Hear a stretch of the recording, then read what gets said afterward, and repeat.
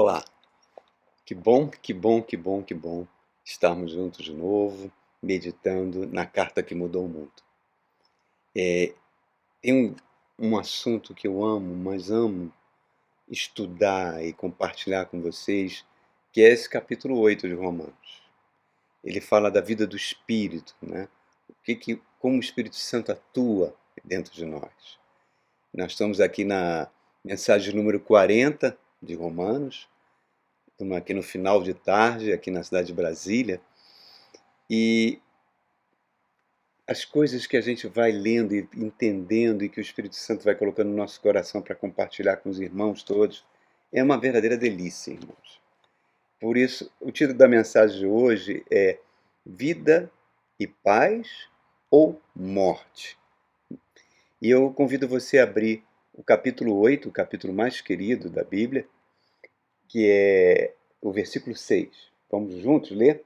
Romanos 8,6 diz assim: a inclinação da carne é morte, ou a inclinação da natureza humana, natureza carnal, é morte. Mas a inclinação do Espírito, o Espírito é o Espírito Santo, com letra E maiúsculo, é vida e paz. Olha que coisa fantástica, irmãos, olha que coisa maravilhosa. Nós falamos que Romanos 8 começa com uma declaração estupenda, né? Agora não há mais condenação para aqueles que estão em Cristo Jesus. Romanos 8 é a presença do Espírito Santo e a garantia de nossa liberdade, liberdade como cristão.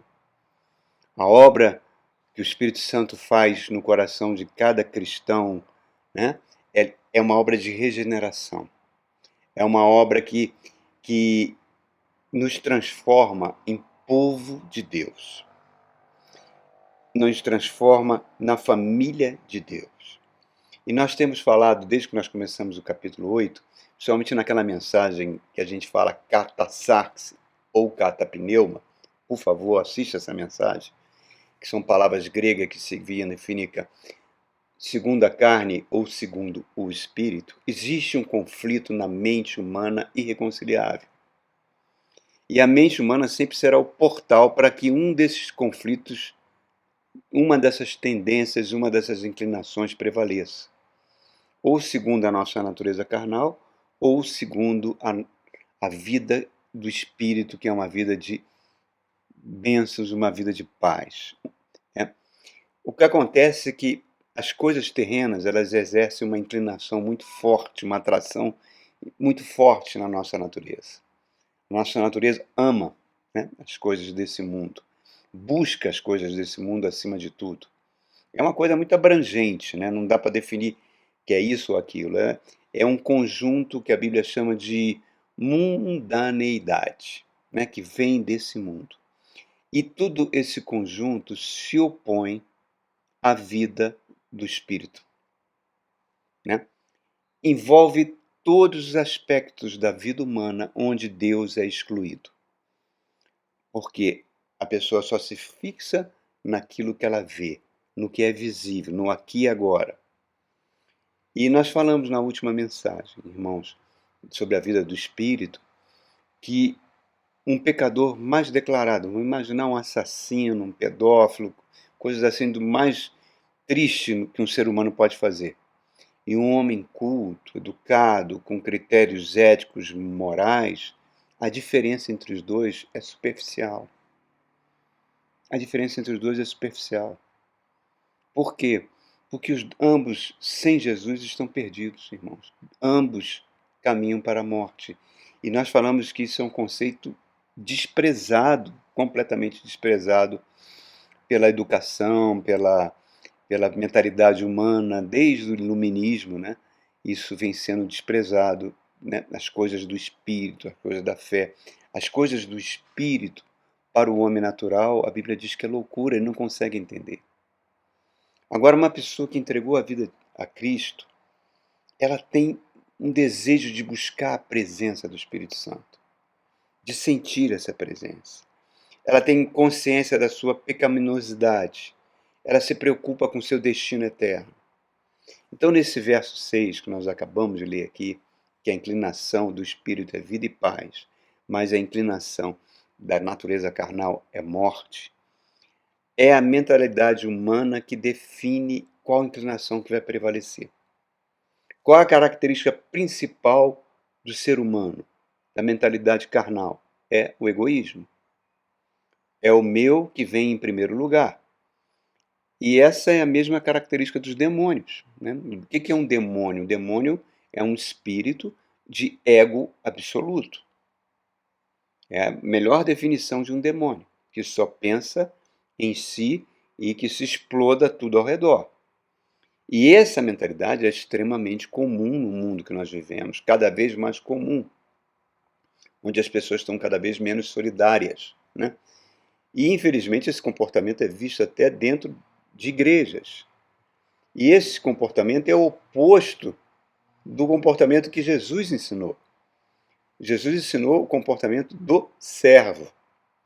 Israel, ao longo da sua história, esperava um Messias que viesse como um guerreiro poderoso para destruir qualquer exército, qualquer nação que se opusesse a eles. No tempo de Jesus, eles esperavam um Messias que destruísse o Império Romano e colocasse Israel no topo do mundo. Um guerreiro, um líder político.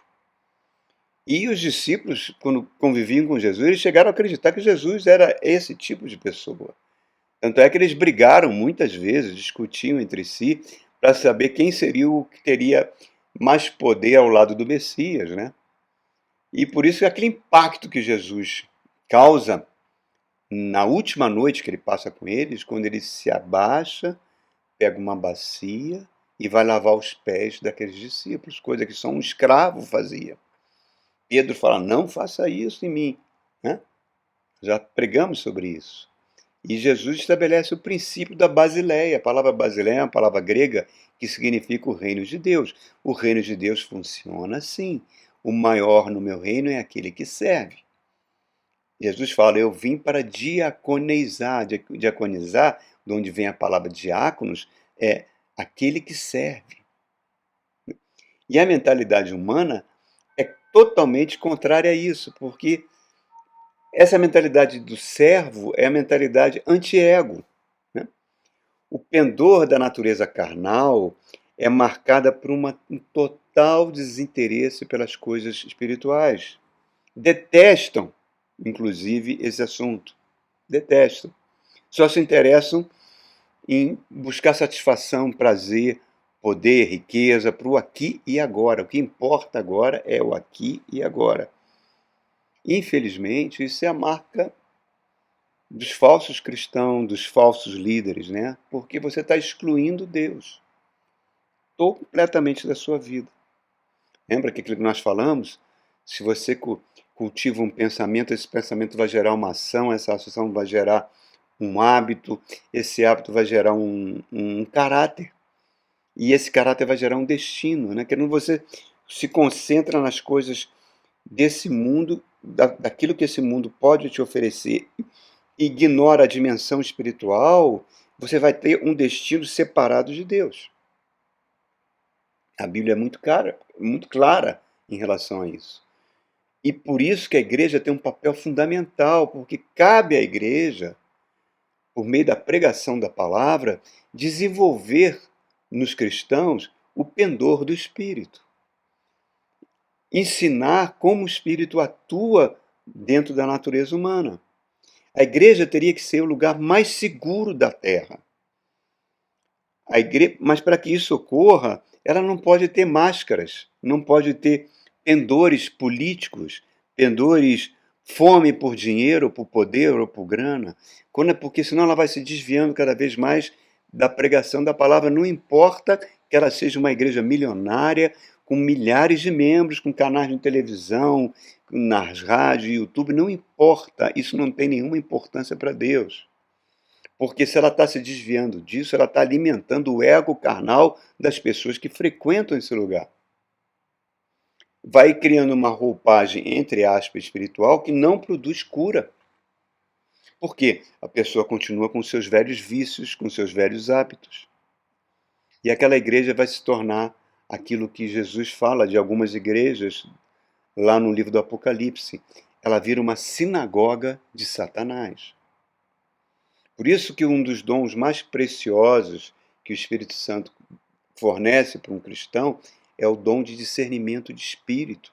Não tem glamour, é um dom individual, discreto, não torna ninguém popular, mas é um dom fundamental, porque você vai ver se aquela palavra que está sendo pregada no púlpito daquela igreja é uma palavra que realmente é uma palavra de Deus.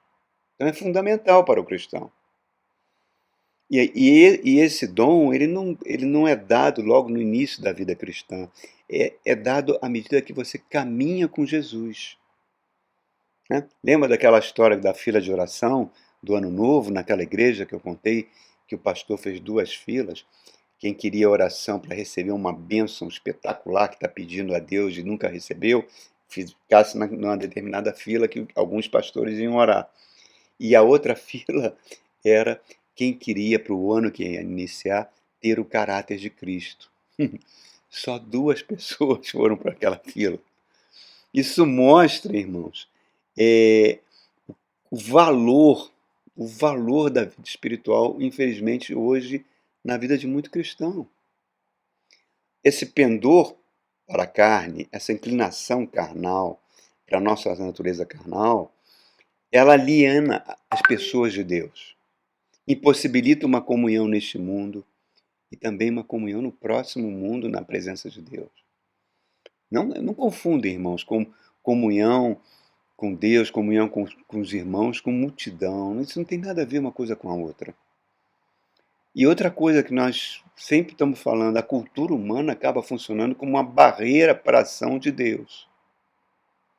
Aquilo que tem importância para o mundo, às vezes é abominação diante de Deus. E muitas vezes gera comportamentos satânicos, que as pessoas, muitas vezes dentro das próprias igrejas, consideram como normal.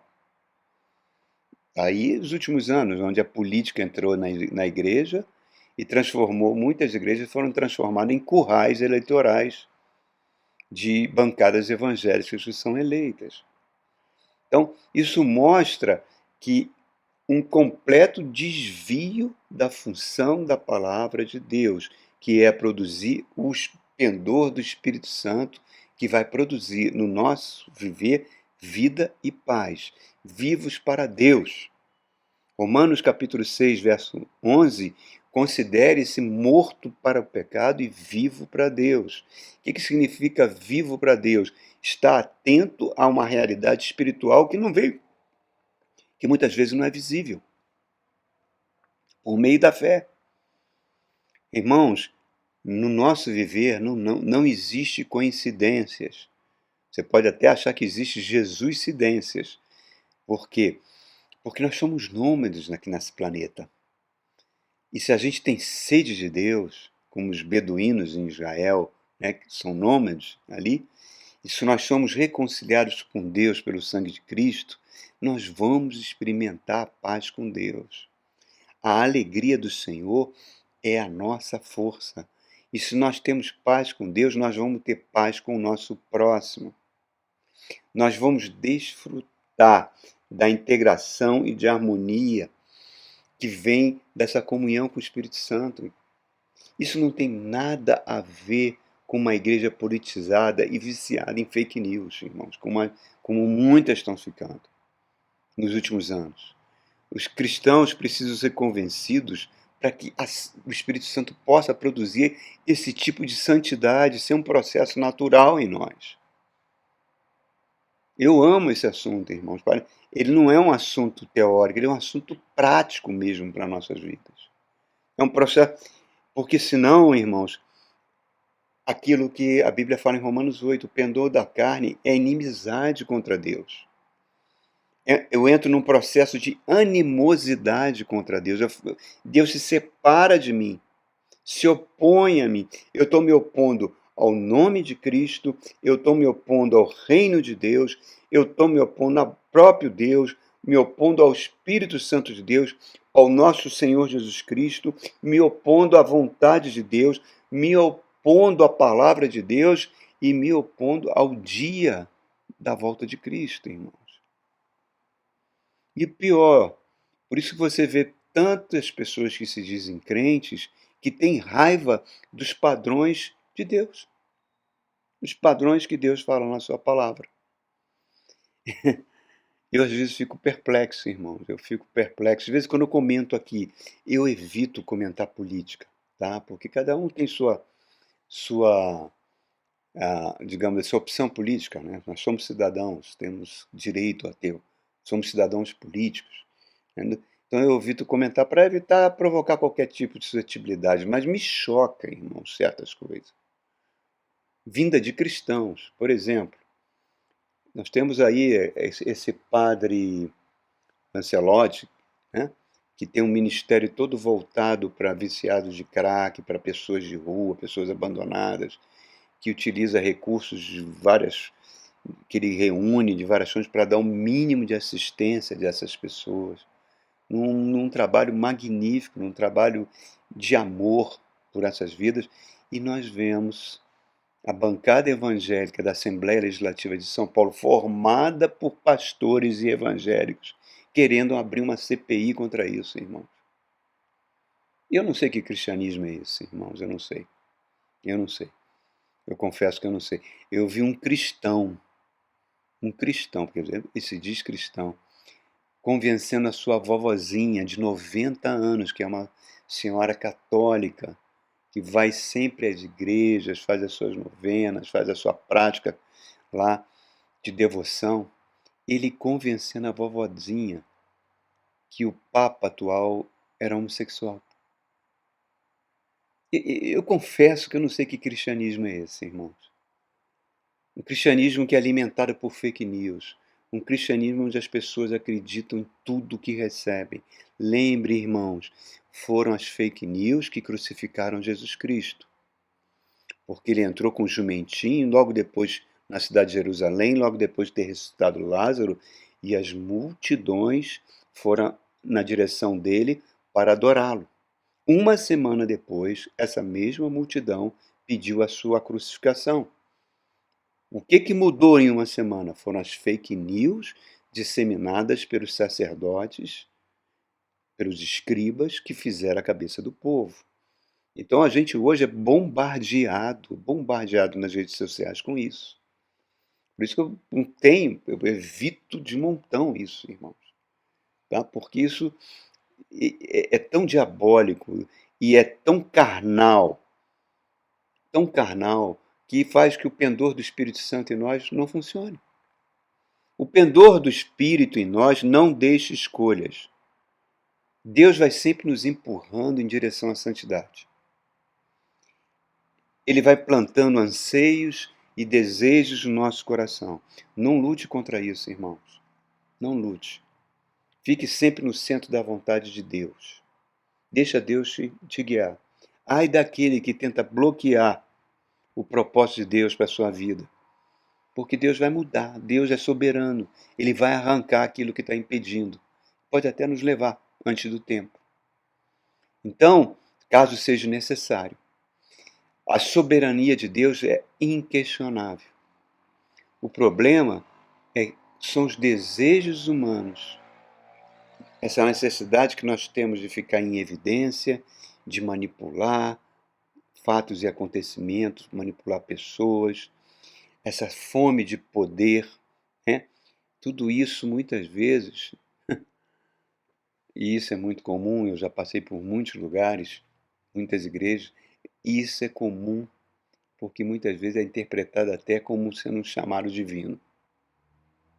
Deus falou, Deus mandou. É muito diabólico isso, irmãos. Eu não sei se eu estou me fazendo entender. O pendor do Espírito tem que forjar o caráter cristão. Ele não depende dessa metodologia que muitas igrejas têm de coaching, né? De treinamento, para que cada vez mais a igreja fique cheia, fique cada vez mais próspera, mais rica.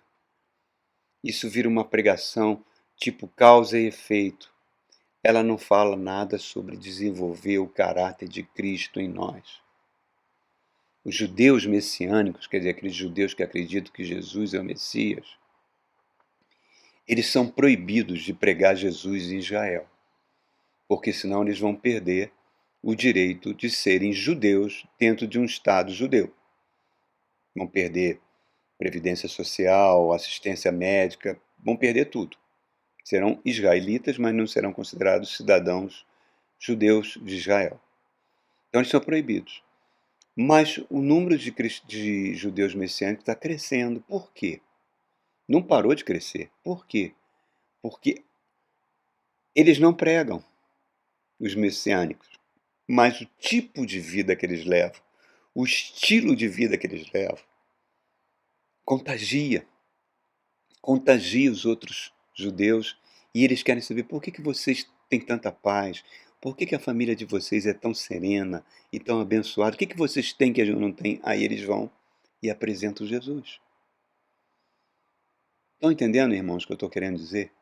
Isso tudo é a obra do Espírito Santo em nós. Reparem, o Espírito Santo tem que nos modificar, irmãos. A gente não pode continuar como estava, não poder ficar como a gente era quando veio para Jesus. Vide as mensagens de João Batista, a própria mensagem de Jesus no Evangelho de Marcos começa com: arrependei-vos, porque o reino de Deus chegou. Arrepender-vos é uma palavra grega que significa metanoia, uma mudança de mente, para que você volte a pensar em Deus. Quando você volta a pensar em Deus, os mandamentos do Senhor ficam mais leves. Então, aqui nesse verso 6, né, que eu vou ler de novo para os irmãos, para que fique bem, bem firmado na cabecinha da gente, é assim, ó, fala: a inclinação da carne, ou a inclinação da natureza carnal é morte, mas a inclinação do Espírito Santo é vida e paz. É isso. Isso é a vida cristã, irmãos. O apóstolo Paulo está fazendo um contraste entre vida e morte, e ele ainda acrescenta a palavra paz, como cumprimento da justiça, da lei de Deus e nós. Essa é uma palavra-chave no Novo Testamento. O reino de Deus é alegria no Espírito Santo. É uma palavra-chave. O homem natural é um anarquista, é um revoltado, é um rebelde espiritual. Ele foge da presença de Deus como Adão fugiu e se escondeu. Ele acha que se tiver educação e bons modos, ele vai evoluir como ser humano, mas não evoluirmos. A própria educação, hoje em dia, ela baniu completamente a disciplina. Ilegalidade e desordem estão ficando normais. Basta ver o que aconteceu agora no Equador, que tem acontecido em algumas cidades do Brasil, onde o crime organizado está crescendo. Cresceu por quê? Porque corrompeu. Corrompeu políticos, corrompeu magistrados, corrompeu autoridades, corrompeu policiais. Então, tudo isso é um processo, irmãos. É um processo diabólico de caos. Nós estamos caminhando para isso. A intranquilidade e a insatisfação são características da vida de pecado. Em Eclesiastes, Salomão escreve aquele livro com um homem que experimentou de tudo na vida. E ele queria concluir se era possível viver sem Deus. E ele fala: é vaidade das vaidades. Os padrões mudaram, né? Hoje não temos mais o tempo de Eclesiastes. Mas as verdades continuam as mesmas. O cristão continua sendo um peregrino e forasteiro em uma terra estranha. Nós estamos voltando para a nossa casa. Esse mundo é governado pelo pecado, é governado pela maldade, é governado pelo diabo. Nós estamos no centro do furacão. O centro do furacão é um lugar de calmaria, é um lugar de vento zero. É aquilo que Paulo fala em Filipenses capítulo 4, né? Não se inquiete com coisa alguma. Agora o nosso conflito vai continuar. É o conflito contra a nossa natureza pecadora, carnal, que a gente chama de sarx, né? Kata-sarx, e o conflito com a nossa nova natureza espiritual, que foi regenerada pelo Espírito Santo, que nós estamos chamando de kata-pneuma. Não é mais uma luta de vida e morte, mas sim contra os restos mortais dessa vida carnal que quer prevalecer. Quando a gente chegar nos lugares celestiais, essa luta não vai existir mais. Seu coração não vai estar mais dividido, porque vai ser totalmente conquistado por Cristo. E caso algum dia aqui na terra a gente pecar, saiba, irmãos, que o sangue de Jesus vai sempre nos purificar de todo pecado. Quem está em Cristo está num lugar seguro. Vamos aprender a levar a carga um dos outros, né? Em Gênesis 5 diz que Enoque andou tanto com Deus que Deus levou ele para si e não morreu. Por quê? Porque ele viveu pela fé. Ele viveu para agradar a Deus. O cristão tem que ter isso como objetivo. Quem nós somos, irmãos? Somos família santa, sacerdote real, né? Que o apóstolo Pedro fala na sua carta. Que Deus tem prazer em nós. Mas é isso que tem prazer, que a gente viva como um cristão, como alguém que foi reconciliado por Jesus. Abraão partiu para uma cidade sem saber para onde ia, mas ele sabia quem era o companheiro de viagem dele. Que a gente possa fazer essa viagem com Deus. Enquanto estivermos aqui nesse mundo, vamos dar valor à solidariedade, ao amor, aos frutos do Espírito Santo. Deus não vai se envergonhar da gente, irmãos, se a gente permitir que o Espírito Santo continue trabalhando de nós.